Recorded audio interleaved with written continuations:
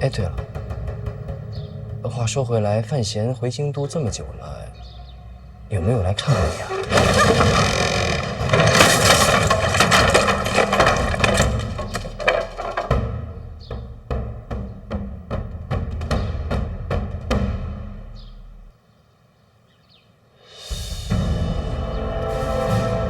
不好意思啊，手滑了。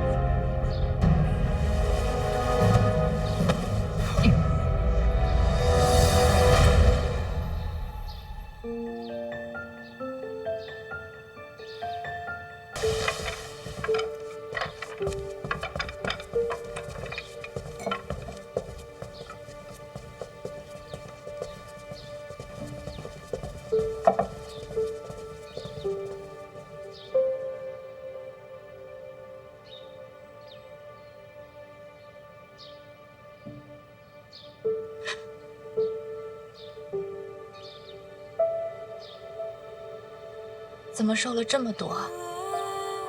在北齐受苦了？没有，我怎么可能让自己受苦呢？我在北齐可威风了。再说了，受点精神。那可别弄垮了身子。对不起啊，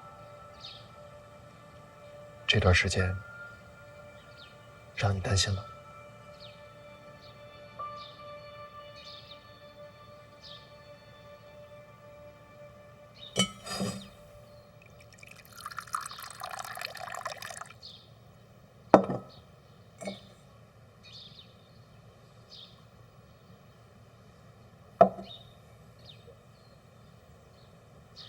本来呢是应该一回京都就来见你，但是陛下把我叫走了，之后一直琐事不断，麻烦缠身，拖到现在才来，是我错了。可你不该今日来，你不是病着呢吗？没事，装的。装的。那你爹呢？也一样，也是装的。家风使然。你可别逞强。保证不会。陈家装病，这算不算是欺君啊？我还得替你瞒着。殿下少说两句，不然我一会儿还手滑。气性真大。你问婉儿，我来这一趟可都是在替你说话。你要是觉着心烦，咱送客。这么无情啊？不用，有些事情不如当面说清楚。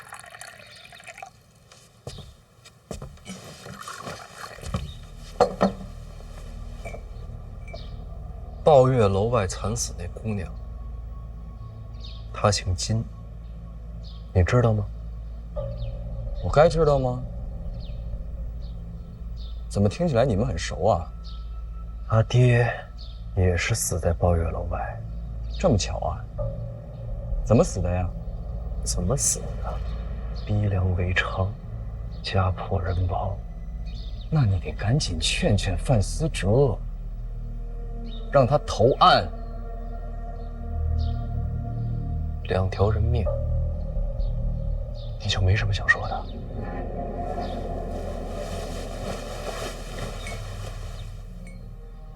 可惜，没了。我还说什么呀？京都这么多人，每天都有人死，撞到谁头上我能预测呀？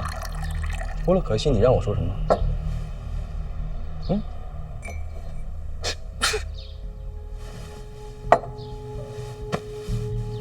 说实话，你能是这心态，我确实佩服。生死无常，看淡些。这话说得好，我记住。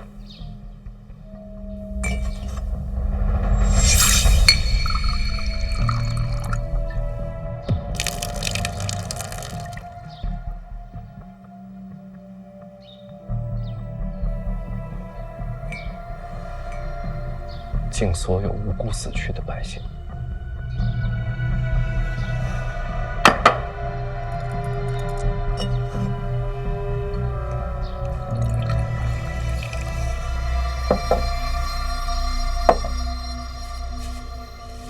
了怎么办？就是这么会儿，没事儿。哦。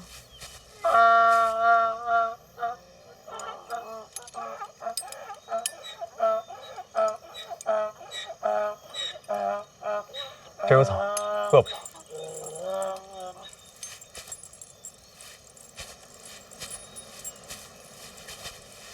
哎，我们不事先通报，直接来见林郡主，会不会有些不合礼数？不要紧，婉儿跟我自家妹妹一样。怎么了？头发乱了。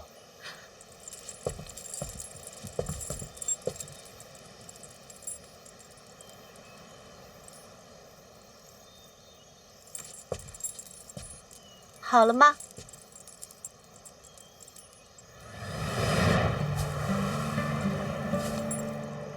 好了。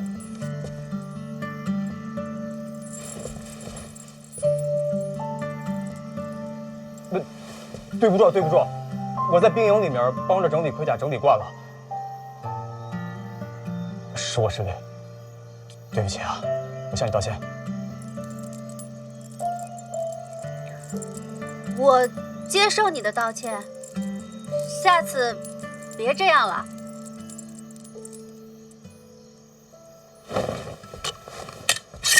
干什么？要不我歃血为誓。这是我们北齐的习惯。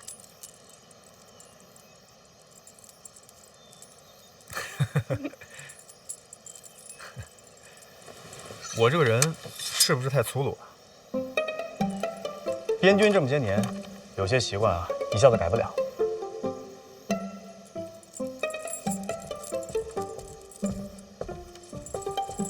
不识率真，倒也是好事。啊？咋了？这边。哦。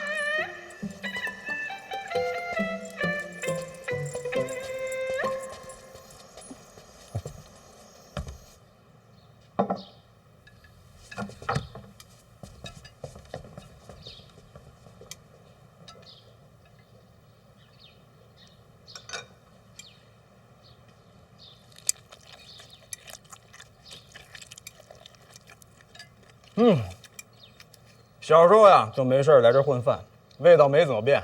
是吗？那大表哥多吃点儿。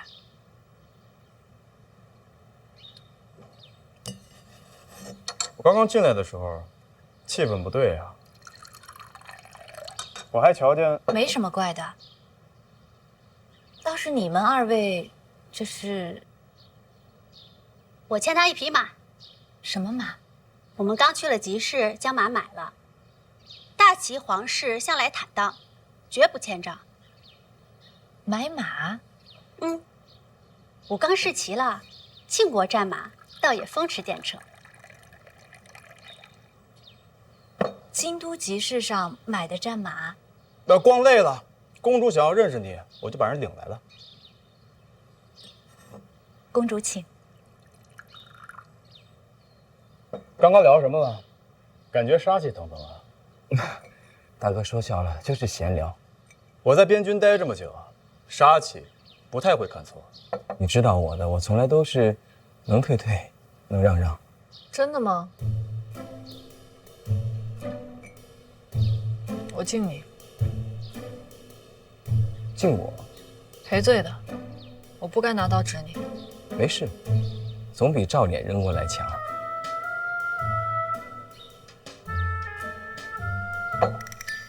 你有心上人吗？什么？就是那种以身相许、青梅竹马。没有。我也没有。好事，未来成婚，你我多少些痛苦。怎么了？我刚刚一直在看你，在看我？想看仔细点儿，之前没有端详过。喝醉了？我是喝酒了，但我很清醒。殿下，我看了你好一会儿，你很有特色，但我还是没法喜欢你。所以呢？你对我呢？差不多。那咱们应该共同努力，把这婚约给退了。怎么退？你刚刚不是说能退就退吗？不是一码事儿，这是陛下赐婚，那咱俩之间毫无感情啊，重要吗？这不重要吗？婚约定的是下半生，信命吗？你不会告诉我咱俩之间的婚约是命中注定的？人生在世，命运所人。对于你我二人来说，陛下的旨意就是天命，既然无法反抗，只能接受。那就不能想想办法吗？那你问问在座的各位，都是赐婚，你问问他们想过逃吗？早就想过啊，从边境回京那会儿，途中几家驿站，我都留好了马匹。留马？为什么？我想着，咱们也该见见公主吧。如果见了还行，那没什么好说。如果不行呢？京都出城驿站换马一路不停，没几天就能到边境。你准备什么时候逃离京都？怎么谋划的？我能一块参谋参谋吗？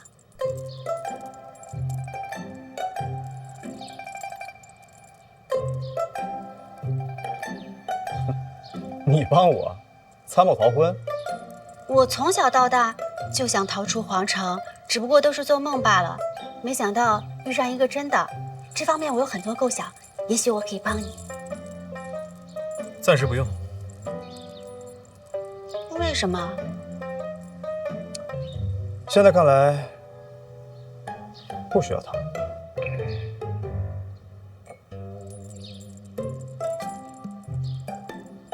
那你若是想逃，告诉我一声。好，保证第一个跟你说。你若不愿私婚的话，也可以考虑看看逃去边境，那里山高水远，无拘无束。我逃不了，叶家满门都在京都，全家走也不是不行啊。不太可能。叶家世受皇恩，皆有军职，怎么可能逃到边境？那听着都像造反。不去边境也可以去儋州。我刚来京都那会儿，天天想逃回儋州。你也想逃？若不是我遇到的是婉儿，我早就逃了。为了婚事，你敢抗旨？后半生比圣旨重要。也对，别人不敢说，但小范大人是哪哪都敢去。别说当年，就是现在，要是真心想走，北齐也不在话下。毕竟交友广泛。小范大人在北齐的传闻，其实都不是真的，尤其是多情二字。殿下，咱们这儿没人提这二字啊。可是传闻很多啊，你和朵朵谁不知道？全天下都认为你小范大人和我北齐圣女海棠朵朵心有灵犀，情根深重，相见恨晚。修辞可以不用这么多。这些传闻，郡主都听过吧？早就听过了。所以这次前来拜访，就是为了辟谣，小范大人与朵朵绝无私情。传闻是假的，不能说假，那些事情倒是都有。都有是吧？是，什么殿上诉衷情、寿宴双飞舞啊，都是真的。真的是吧？但是这些都是逢场作戏。小范大人与朵朵只是性情相投，有些默契而已，其他情愫绝对没有。有些默契，是吧？殿下啊？你说你马呢？不是，我是说你的战马呢？在门口啊。我能去看看吗？那你去呗。那你能带我去吗？哦，好吧，那我陪他去看一下。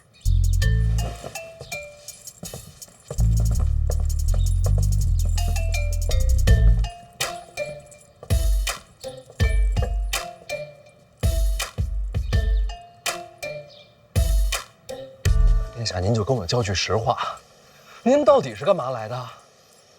母后与我交代过，小范大人未来掌管内库，与我北齐有生意往来，所以于公于私，我都要保护你。保护我？对呀，我特地来见郡主，就是为了帮你澄清误会。澄清？那我真得多谢您啊！应该的。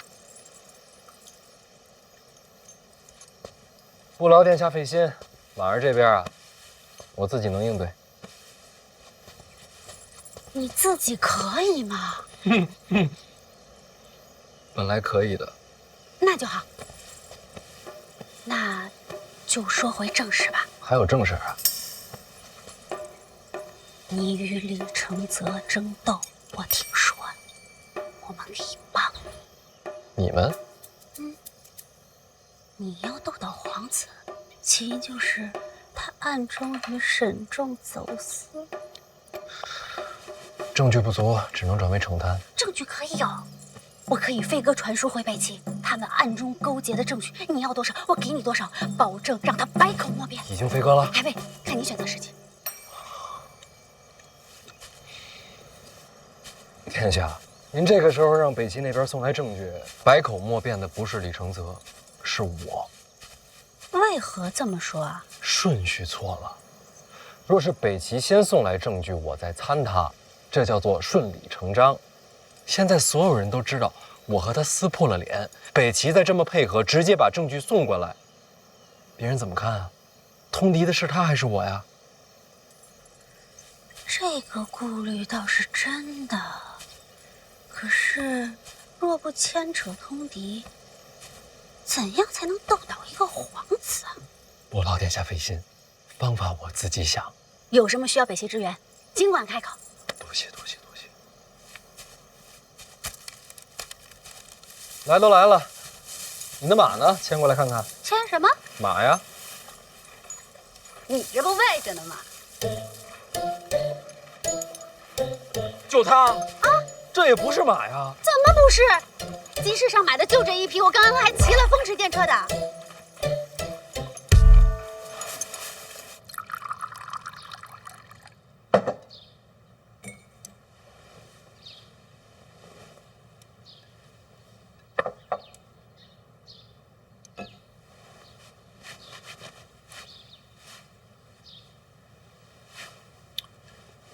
我觉着啊，范闲留在北齐，可能真是为求保命，才会故布迷阵。婉儿，你放心，如果他真跟那个什么圣女有关系，我替你揍他。多谢大表哥。我刚才就想问，在京都集市上能买到战马吗？怎么可能啊？集市买战马，马贩子不要脑袋了。那你们买了个什么？骡子。骡子？他也不能风驰电掣呀，这都拉货的。那他怎么说是战马？他一直说什么大齐皇室有债必还，你一定要赔我马。我想着也不能扫了人的兴致。他怎么会跟你去买马？赔马呀！刚才不是说了吗？不，我意思是他护卫呢？有我在，要什么护卫？你护卫呢？我杀上朝回来的，京都闲逛要护卫。你一个人去约他，他就单独跟你出来了？因为要赔马呀，有什么问题？没有，特别好，真的。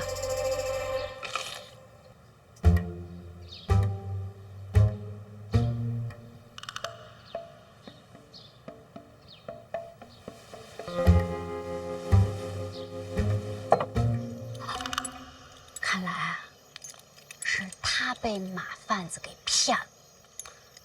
谁被谁给骗了？他毕竟是皇子，想必跟我一样，生来便被重重保护。就算去了边军，估计也不会让他真的涉险，所以跟我一样，骡马分不清。这也能找到解释？皇室子弟总有无奈，你别告诉他，不然他多尴尬。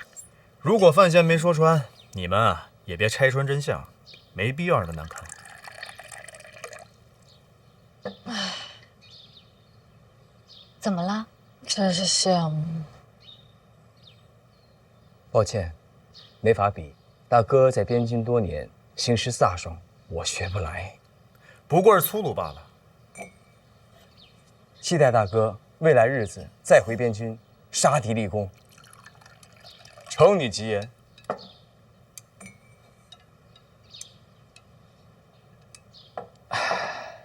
不过呀，这未来要是大庆与北齐战事再起，不光要依靠大哥武艺，也要仰仗我们小范大人了。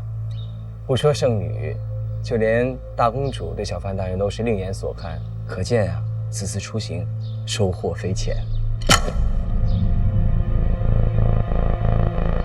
二表哥今日能来看我，我很高兴。我也知道，二表哥今日并非真是为了看我。你想多了。我知道，近日朝堂起风波，我也知道，范闲与二表哥互有争锋。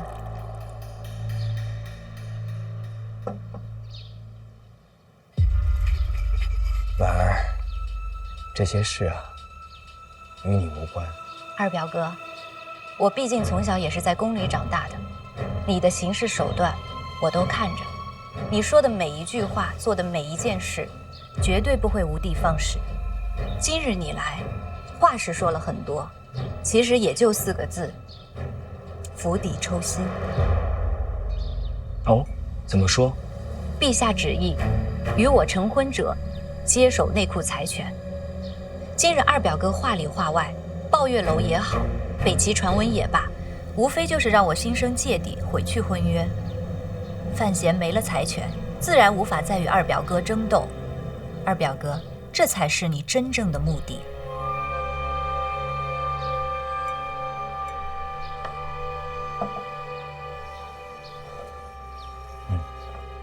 在你心中啊，我就只有心机手段，没有一丝真情实意。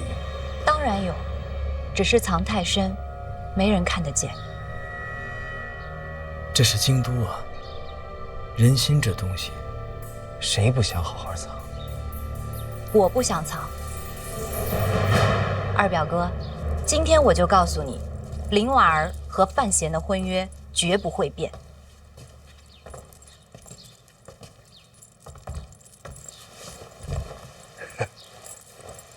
哎，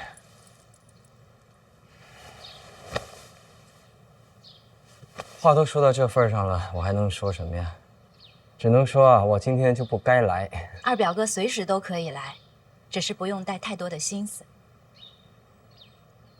这位叶女侠，今天还杀我吗？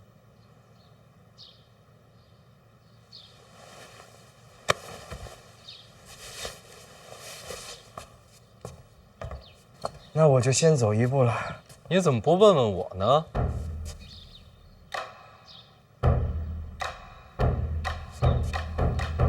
怎么，小范大人要亲自动手啊？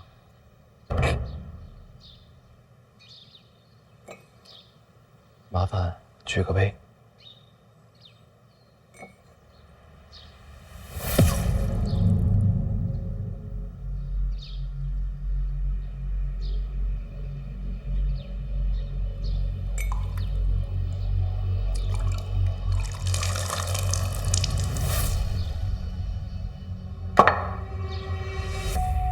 你在酒里下毒？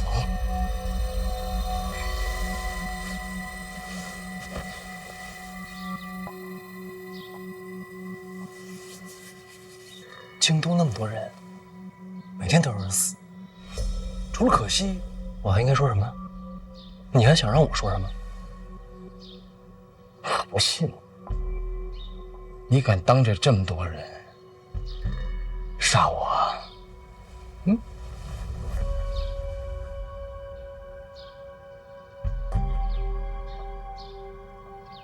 什么毒啊？什么毒啊？解药在哪儿呢？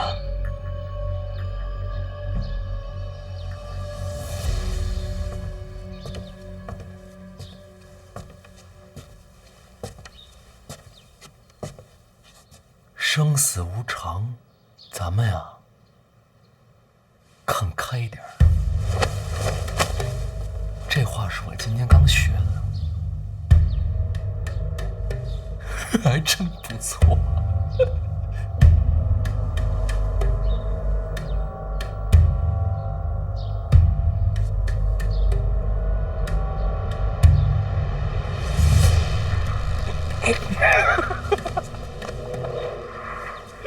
殿下，跟你开个玩笑，怎么当真了？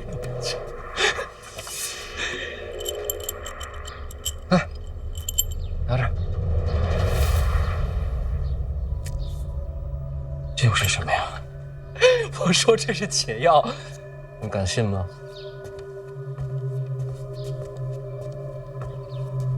老二，咱不打扰他。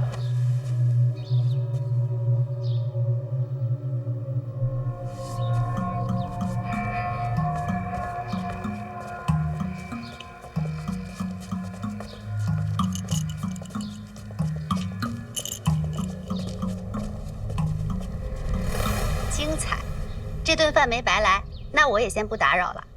我送你。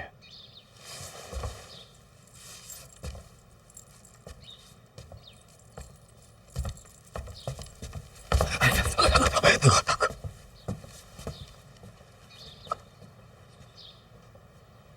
跟范闲好好说说，实在不行，服个软也行。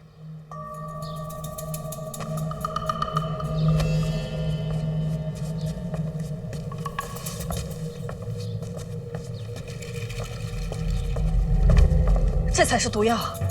什么？你说什么？这是毒药？你怎么知道的？范闲亲口说的。所以说，刚才酒里没有毒，这个是毒，是吗？啊？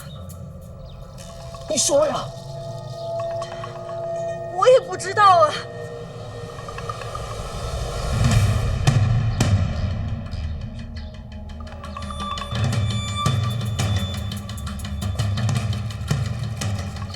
生死一线，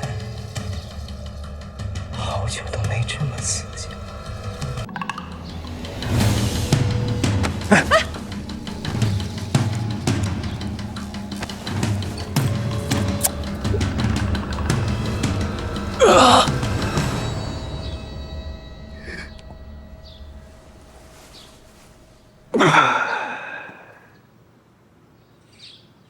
叶姑娘。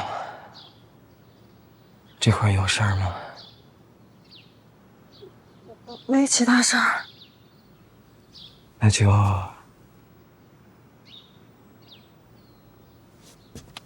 辛苦送我回府吧。如果在半路上我死了，就得麻烦你了，替我收尸。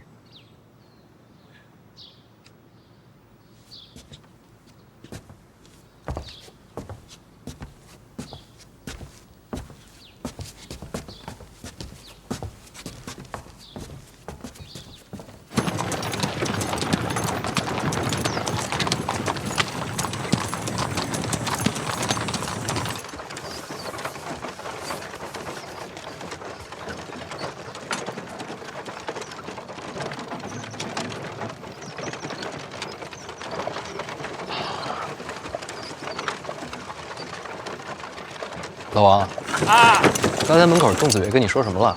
神神秘秘的。他说这抱月楼那凶手啊有眉目了，他带人过去看看。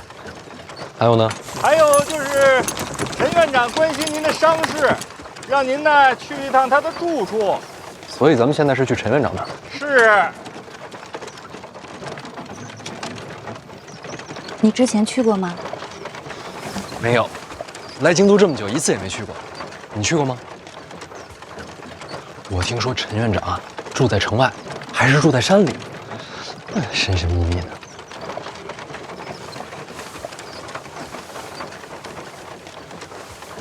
婉儿，你刚才在李承泽面前说那些话，我很感动。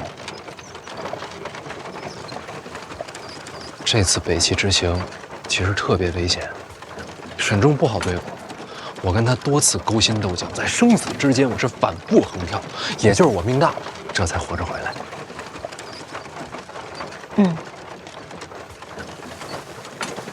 北齐那个地方，我一点也不喜欢，我再也不想去了。沈仲死了，那边好多人记恨我，传我谣言，就是为了换我名声。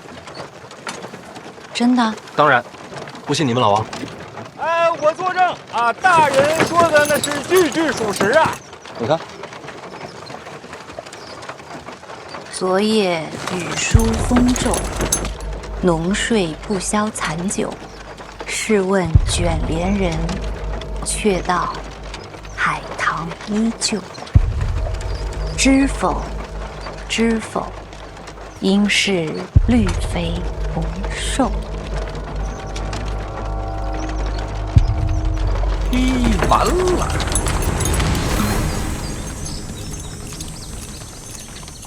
真是好词啊！听说是你写的？不是，不是你写的？抄的。对，你之前说过，你的诗词自梦中而来，并非自家所写。以后再也不抄了，欺世盗名不是好事儿。那这首《海棠依旧》就是最后一首绝唱啊！婉儿，当时情况危急，海棠是来杀萧恩的，我是借这首词来保命啊。选的不错，跟海棠朵朵这个名字绝配啊！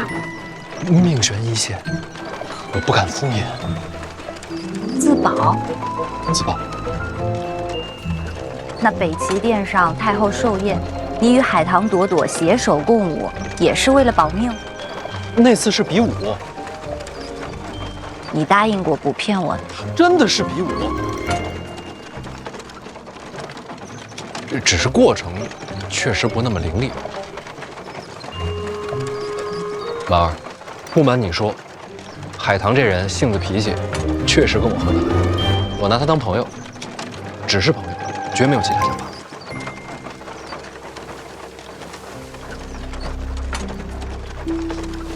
千真万确，绝不骗你。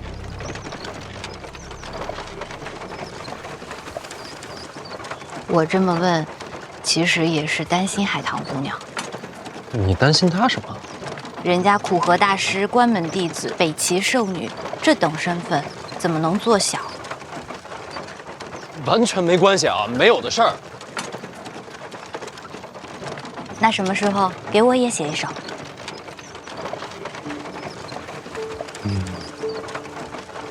这个有点难。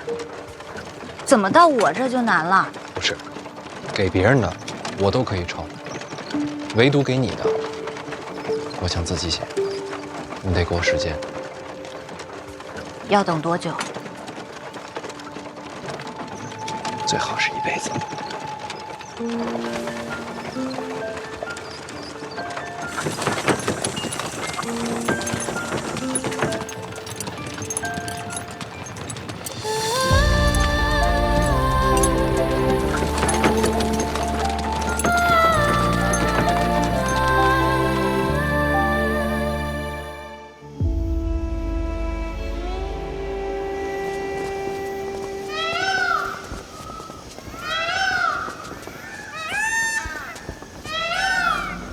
这院子未免也太大了，怎么不见人呢？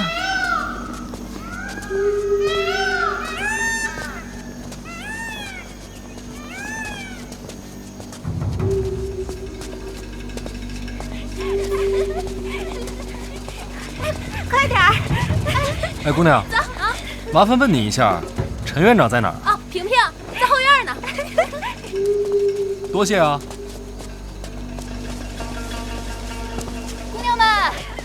酸辣好了，来尝尝。萍萍的酸辣好了，好了，姑娘们快来尝尝，来尝尝，好吗？真好啊。再等一会儿，再吃高点儿，使点劲儿。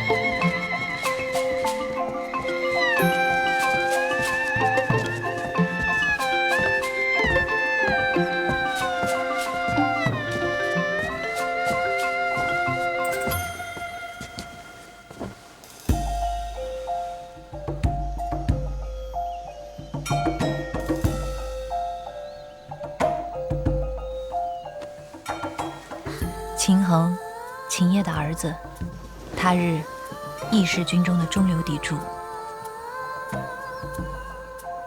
你觉得要修这么大一个院子，得花多少银呢？没人会这么问。就因为陈萍萍这3个字。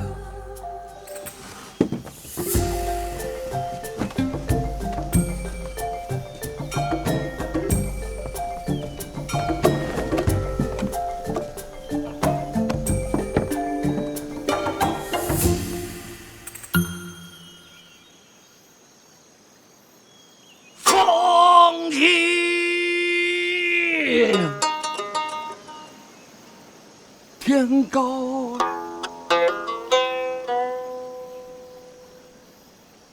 元宵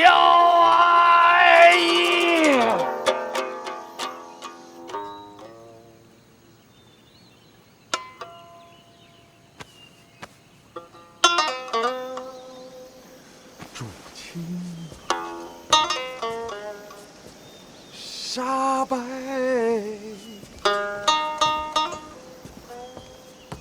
鸟飞回，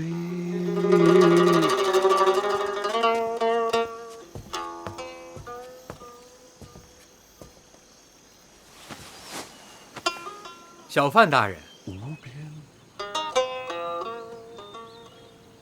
落幕，潇潇。小范大人，下，这不是你的诗吗？久闻小范大人之名，如今得见，三生有幸。有幸目睹过秦老将军英姿，秦家世代英豪，令人敬仰。在殿上见的？正是。嗨，那不可能有英姿。家父每逢上殿，必定犯困，没打呼，我就谢天谢地了。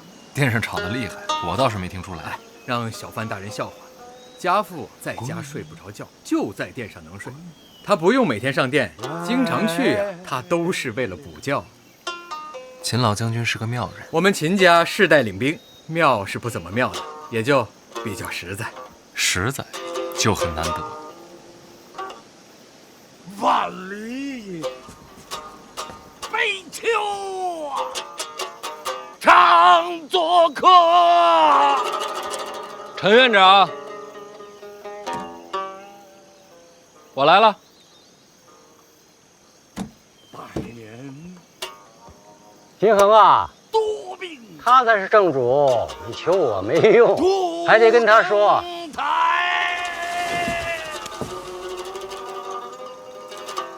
婉儿，哎，半霜。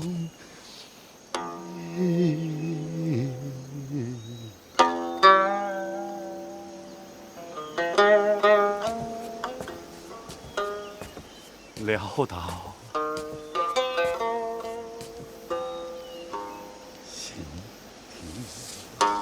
简某是来求饶的。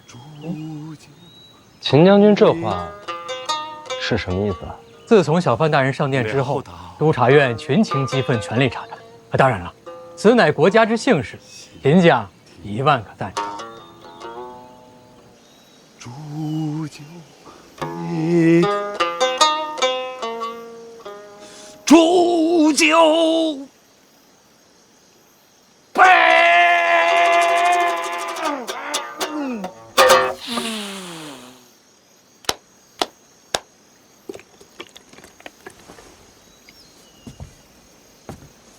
咱们再来一曲。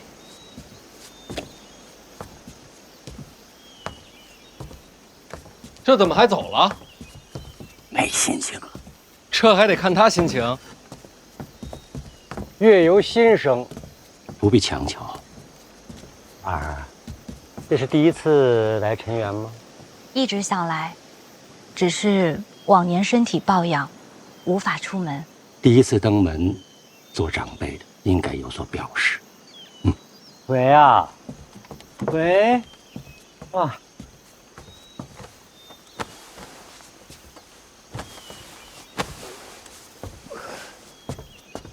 婉儿走。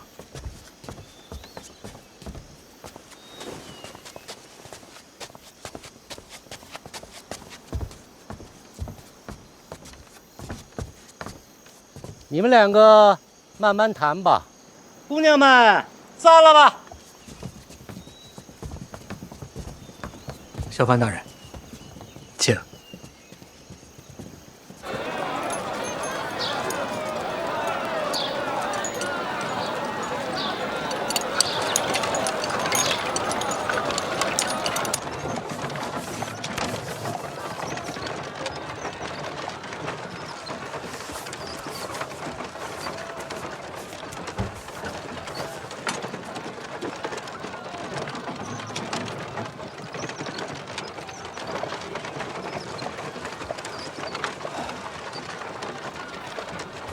到现在还没有死啊！看来不用替我收尸了。你猜到那枚毒药是假的了？猜不透，分不清。那你为什么要吃啊？什么都猜透了，活着还有什么意思？你可能会死啊！我死了，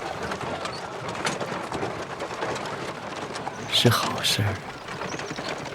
婚姻不就解除了吗？哦，那倒也是。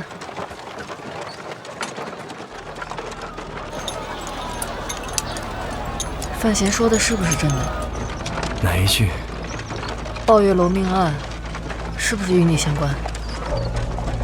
我现在说不是，你未必相信。等凶犯落网吧。可凶犯始终下落不明。会落网的。你确定？天网恢恢，命数难逃，我猜。坏了。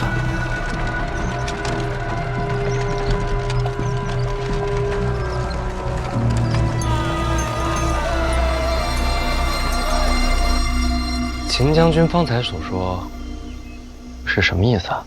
不瞒小范大人，我们秦家脑子简单，只会打仗，其他那些弯弯绕绕都不太懂。可京都这地方水又太深，我们搞不清楚怎么办呢？只能到处求人，哪儿都打招呼。林相、太子，一个都不敢得罪。也包括二殿下。要不跟小范大人说话爽快。是啊，二殿下这逢年过节该送礼送礼，该登门登门。小范大人，这理解吧？理解，都不能得罪。哎，就这意思。哎，不过我澄清一下，秦家绝对没有投效皇子麾下，走个过场。咱们这些带兵的只能效忠于陛下，不然那不是找死吗？秦将军说的够透彻了，跟二殿下有来往，但不是同路人。就这意思。还请小范大人为国除奸的时候，多留意一些。是吃了空饷？哎，绝无此事。秦某以性命担保，绝不可能。那秦将军就不必向我解释啊，主要是怕误伤，说清楚就好。查贪是督察院的差事，为什么找我求情？哎，归根结底，那不还都是小范大人的手段吗？秦将军是觉得，只要跟二殿下有来往的，我都不会放过。斩尽杀绝嘛。我查贪是为国正法，秦将军，这不是党争啊。当然了，当然了，咱们不能那么叫。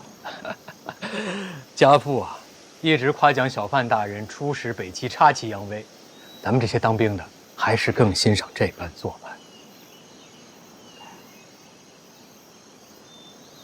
秦将军，只要秦家没有贪腐，就绝不会有事。秦家欠小范大人一个人情。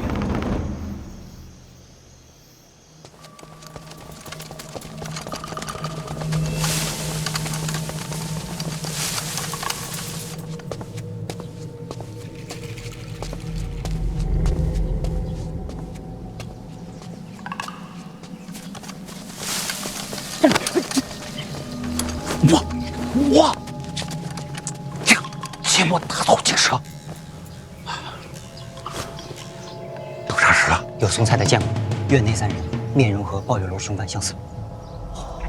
那都围住了，4面都围了，绝对跑不了。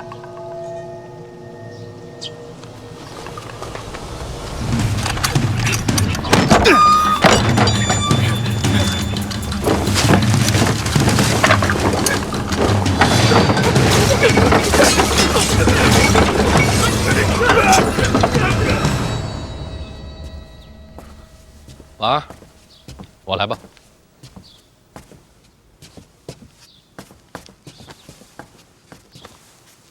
秦恒走了，托我替他跟您道个别。话都说透了，是不是朝堂上下都觉得我这次查贪，不过是为了报私仇？不然呢？你是想告诉他们你是为了国法，或者是为了正义？我跟李承泽是有私怨，但我要真是针对他，我就不会把这差事给督察院去办。党争传闻是毁你根基，是要让满朝文武对你心存猜忌。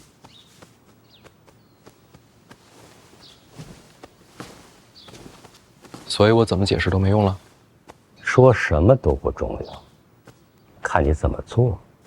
那我到底要做什么，才能让他们相信我是真心查探，不是针对李承泽？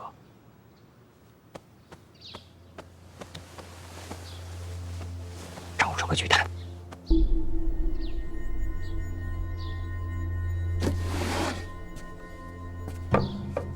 陈院长送的见面礼，各种珠宝，价值不菲。陈园占地之广，早已委之。园中奇山异石，价值连城，还有各路花魁齐聚园中，收拢天下之财。无视国法森严，如此巨贪，舍我其谁呀？陈院长，不用解释，下次上殿直接参我。从今以后，不会有任何人再说你有私怨。那您自己怎么收场啊？做你喜欢做的事，天大的麻烦，我扛着。院长，先别感动，先看看这个，一处刚刚送来的。抱月楼命案的凶犯，邓子月抓到了。太好了，那这样一来，抱月楼的案子就有结果了。院长要不要去审案？巨贪就别插手了。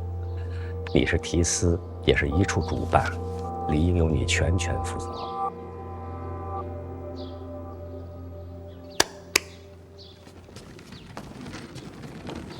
毕竟你身有重病，该做还是要做的。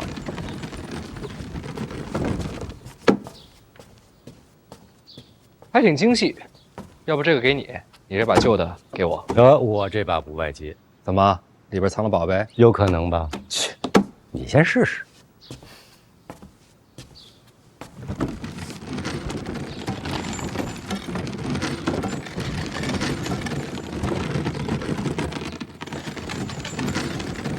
这一次，别再扔出去砸人了。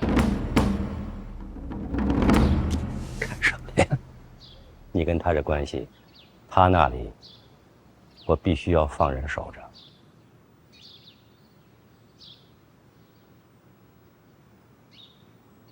谢谢。跟我说句实话，你给李承泽的是不是毒药？是。他吃了吗？吃了。不过解药碰杯的时候，我抖在他杯里了。想吓吓他？不是，真的想过毒杀他，但是不行。为什么？叶灵儿说的有道理。灵儿说什么了？你不敢动手，我可以帮你。那也不能杀人呐！你们有多大仇，非要毒死他才能解恨？李承泽这个人，总是视人命如草芥，因为他自诩高贵，高高在上，所以我用毒杀他，只能杀了他这个人，却不能打败他这种人。我就是要在朝堂之上，依仗国法，堂堂正正击溃李承泽，才能告诉天下人，这世上不只有高低贵贱，依然有人遵法如仗剑。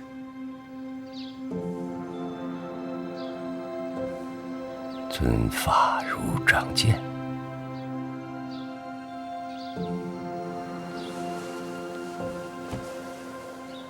石碑上的话，是我娘的话。我希望庆国之法为生民而立，不因高贵而容忍，不因贫穷而剥夺，无不白之冤，无强加之罪，尊法如仗剑，破亡养弥虫。我不是我娘，没那么大本事，实现不了她所有的理想。但是就一句，哪怕就这一句，我也希望它能在这世上成真。我知道一定会很难，但是我娘说过的话就刻在那石碑上。既然我来到这世上，我就不能让那石碑成了笑话。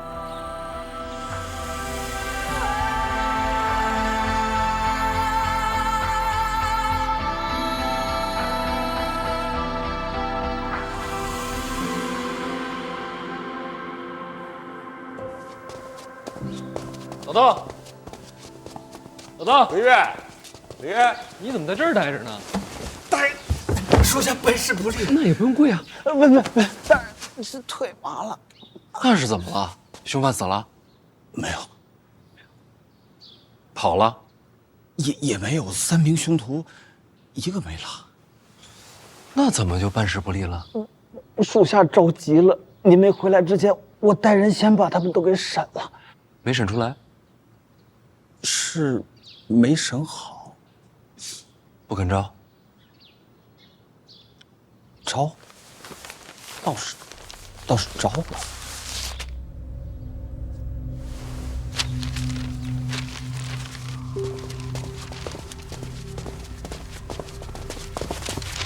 这是你的证词吗？啊，你招的？你这是你的证词吗？你，给我想清楚了啊！到底是谁指使的你们？小范大人，是我们对不住您，没跑成。睁眼说瞎话是不是？啊，走啊！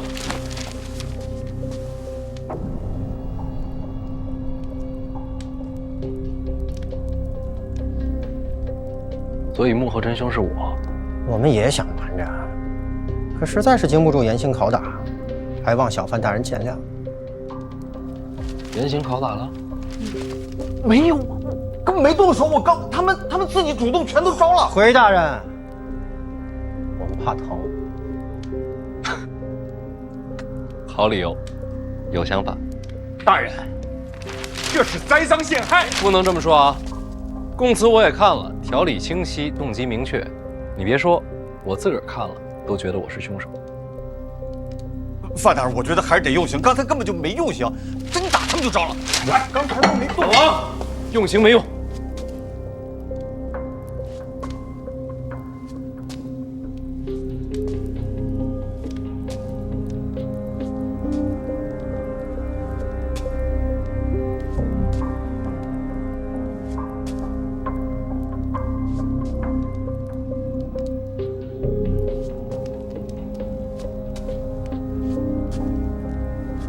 3个等着被我抓呢。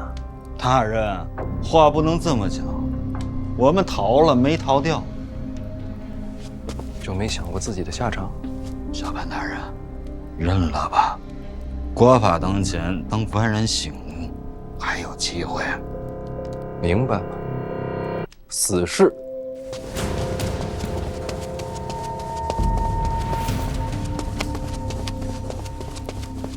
提司大人何在？提司大人何在？提司大人，提司大人，京都府来人要提凶犯，不能放。我现在就把真相问出来，我现在人给出去。大人，京都杀人本来就应该京都复审，我们一处没理由留人。可是这样的口供，如果被京都府坐实了，您就百口莫辩了。要不然这样，就说抓他们的时候，他们负隅顽抗，然后生处不是。我现在就灭口。人死在一处，同样百口莫辩。那也好过被栽赃陷害吧？对呀，大人。人给他们，做人跟做官一样，要守规矩。放人。做大事不拘小节。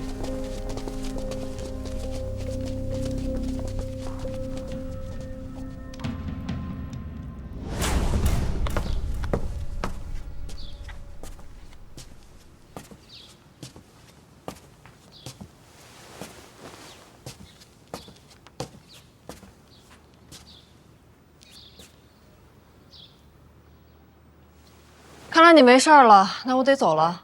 别着急，万一是慢性毒呢？再等等。就算毒发，你都在自己府里了，有的是人给你收拾。你们做女侠的，是不是应该有始有终啊？我总不能一直等在这儿，直到看见你死吧？那也不是不行。殿下，抱月楼凶犯落网了。真的？抓着了？谁抓的？监察院一处。范闲手下抓的。哎呦，不愧是监察院。京都府已经上门提人。京都府？杀人命案本就该京都府接手。人给了吗？一处并未阻拦，人已经到京都府了。京都府尹对此案极为重视，立即升堂，正在审理。用了大刑，3人数度昏死，可始终不肯招出这幕后指使之人。虽是杀人重罪，倒也是忠心耿耿。确实忠心耿耿。我上！是监察院提司范闲范大人下令杀人，小人句句属实，绝不敢诓瞒。爹，小奸贤来了！爹，小奸贤来了！爹，小奸贤来了！上来吧。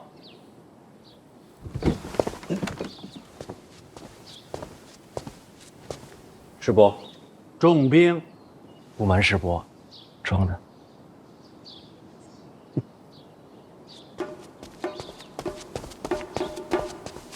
小贤贤，你的病好了。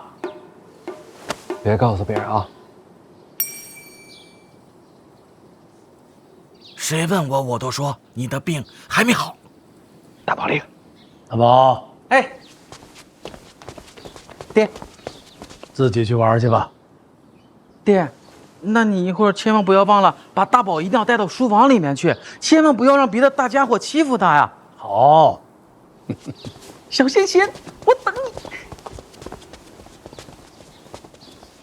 大宝，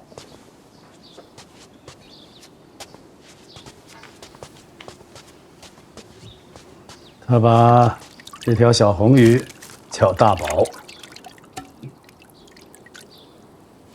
装不装病已经不重要了，你知不知道，京都府已经审出结果了？那3名凶手一口咬定买凶杀人的就是你。听说了。是你吗？不是。老二的手段，那几名凶手是他麾下的死士。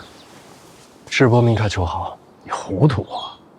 人是你先抓的，让他死在一处不就完了吗？怎么又交给京都府了呢？抱月楼牵扯到范家，人死在一处，我说不清楚。说不清也好过罪名坐实。幸好你之前做的不错，把老二和抱月楼扯上了嫌疑。梅之礼卸任以后，如今的京都府尹和老二走得很近，我们只能从这点上做文章。就说京都府是为了二皇子屈打成招。京都府如今与我走得近，如若京都府尹擅作主张，屈打成招，那岂不是要把范闲害了？对啊，有可能啊。所以说，为求一个胸怀坦荡、光明正大，速把人送去刑部。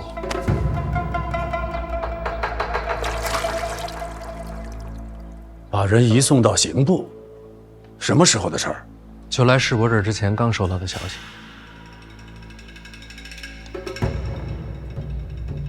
李承泽落子够快，他一直是个聪明人。到了刑部，凶手不会改口供，想必也是如此。就让他们死在刑部。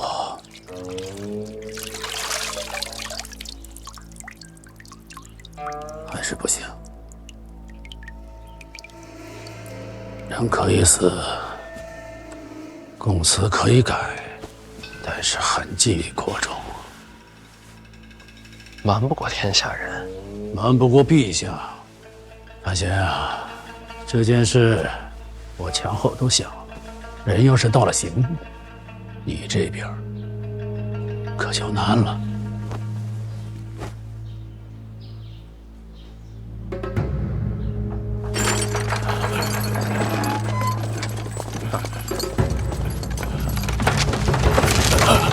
大哥，就这样。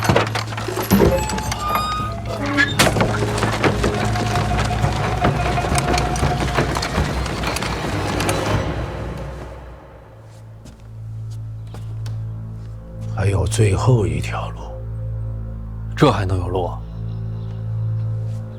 皓月楼说起来，终究是范思哲的产业，他杀人更合理。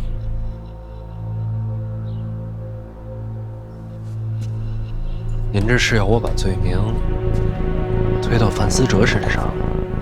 想保住你，总要交出去一个。范思哲可是我弟弟，壁虎断尾，壮士几万，心狠手辣，好过折戟沉沙。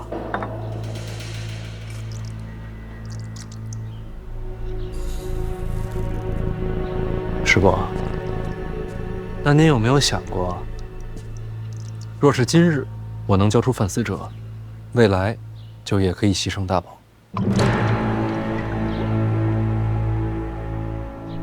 这样的范闲，您愿意见到吗？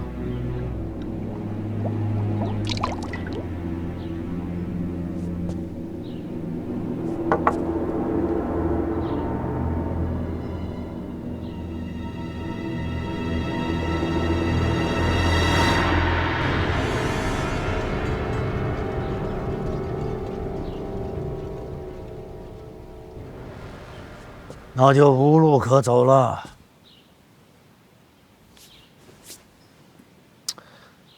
其实还是有的。那3名凶犯落网之后，我第一时间让麾下之人去查了3名凶犯的底细，结果已经出来了。大人，经监察院密档查证，此3人皆有命案在身，可以说是血债累累。按庆国律法，该怎么判？若不是还要查证抱月楼命案，当判斩立决。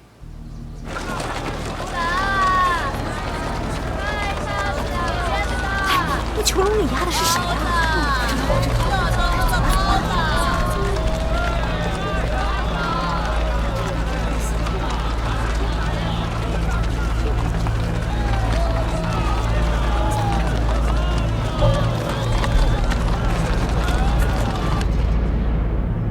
无生路可言，才能安心做死事。所以这3个人早就应该死了。要杀他们，早在1处便该动手。如今口供都给了，这时才杀，坐实了你是杀人灭口。您有一点说的没错，重点就在于杀人灭口。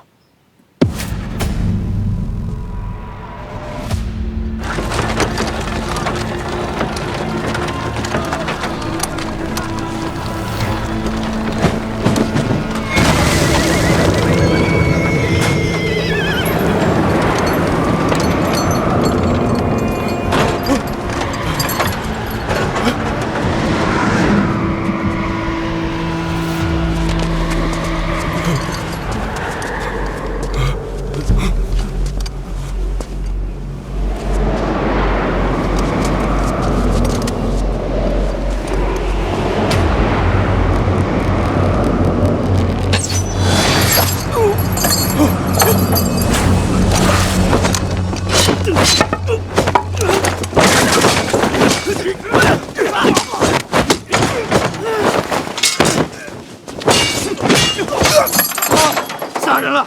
放我出去！放我出去！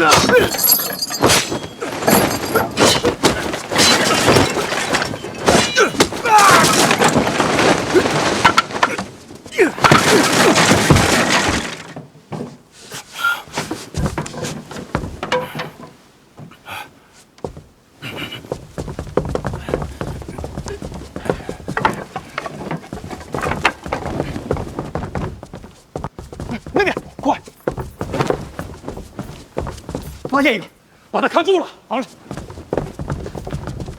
这些人直接给我追，一个都不放过。是，快！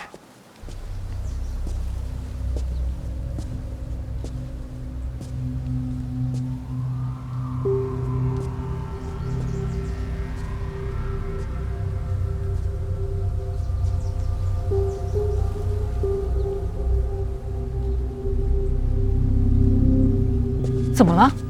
殿下，京都府大门外有刺客出手，将3名凶犯当场击杀。这么刺激，都死了吗？都死了。谁杀的他们？那要看是他们把谁供出来了。范闲？不会吧？我刚还说他是被冤枉的。难道真是范闲？刺客抓了吗？逃了大半。那就是说有人被抓，抓了1个。这么不小心啊！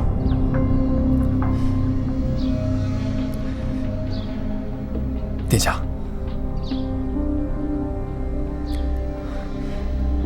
什么表情？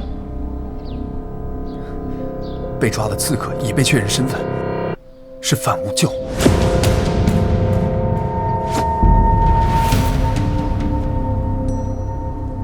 这人我认识，这不是二皇子门下刀客吗？